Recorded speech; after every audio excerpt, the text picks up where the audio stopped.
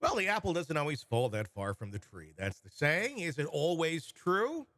Well, sometimes it certainly can be. Christian Combs may be one of those prime examples. He's, of course, the son of Sean Diddy Combs, and he's now facing a lawsuit as well from a former yacht stewardess alleging sexual assault and battery during a July 2022 yacht trip. Joining me to discuss, Shavaun Scott, psychotherapist and author. We've heard rumblings about this for a while. Are you remotely surprised that the next of kin in Diddy land may be somewhat similar to Dad? Yeah, sorry to say I'm not surprised. With the culture that these younger people grew up in, I think it was bound to have a tremendous influence on them. I think some people growing up in family culture, if they're interested in improving their lives and personal growth, they try to go opposite Hmm. of the family. But we can probably say even the majority of times people do absorb qualities from their parents and act that out in their adulthood. Well, and it's an interesting situation the way that he was brought up because this bad behavior, this I mean, literally his dad's motto is bad boy. And living this life of excess and extremes and of normalized abuse, we'll just call it that, that was going on all around him, the way that Diddy would treat women and people that worked for him. It wasn't always the most positive of environments.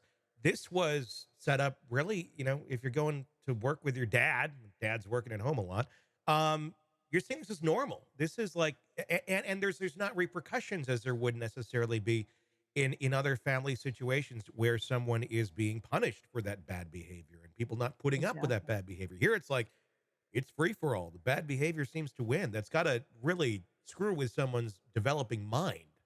100%. You nailed it exactly. It's what is simply normal. It's the way you treat women and you get away with it with no consequences. It's exactly it.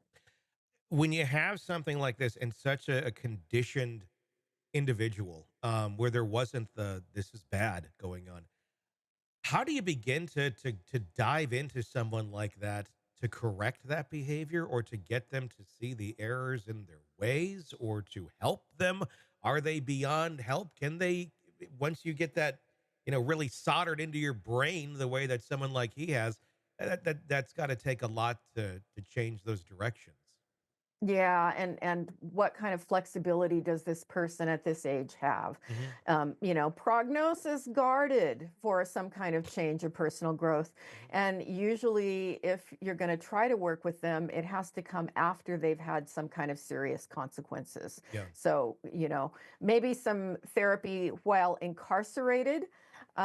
You could see a little bit of flexibility, a little bit of awareness. And I hate to be hopeless and say, well, people just don't change. I think, certain people who are interested in personal growth and becoming better people, yeah, you can do a lot of change. But if you're dealing with an antisocial personality disorder, which can be influenced, to a very large degree by environment, develops in childhood, and it's basically the way the personality has formed, it's pretty grim to try and get a shift into a dramatic change in behavior. Are they just never able to see, like, the light at the end of the tunnel here or the errors in their ways? I mean, on the outside, it's very easy to look at this going, yes, you can't, like, stalk an attractive server on your yacht and then assault her just because you're you.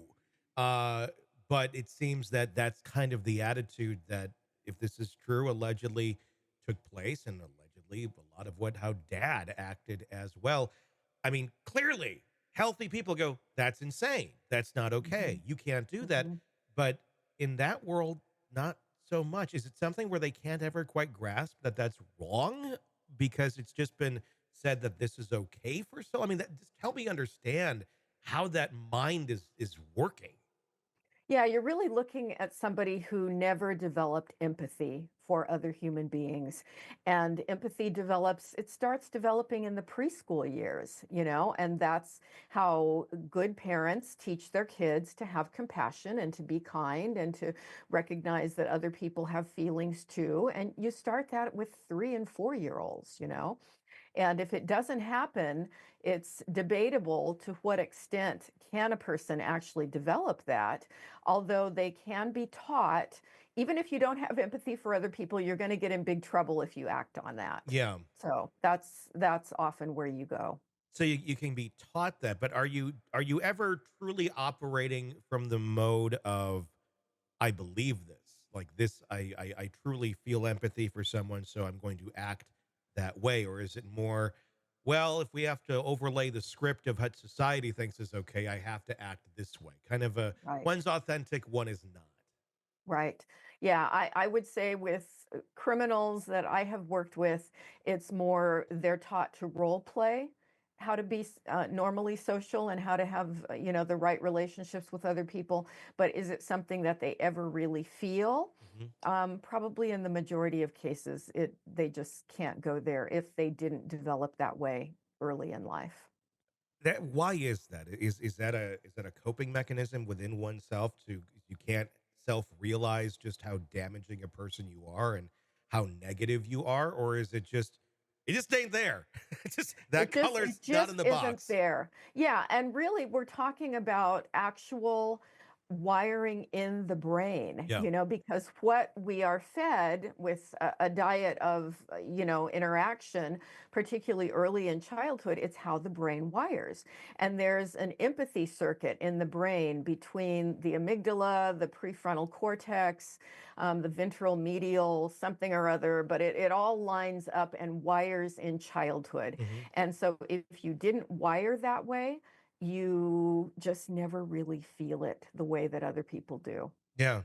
That's so fascinating because we always kind of think, oh well, everybody's a person, everybody feels the same way and things they don't. And that's why No. we have the world that we have because of that. And that's just kind of how humans have always been. And then you get the attorneys in there that then try to make sense of that bad behavior to a jury and somehow convince them that, oh yes, this way of thinking over here, screwed up as it may be, it's normal. It's completely normal, but Mhm. it's truly not.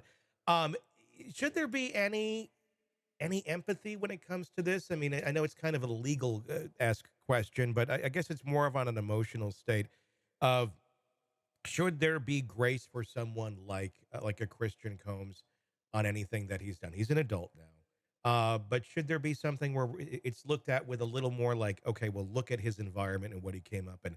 Just, I mean, the exact same way we would look at someone else if they committed a horrible crime, um, and they were brought up in an abusive relationship, male, female, whatever it may be.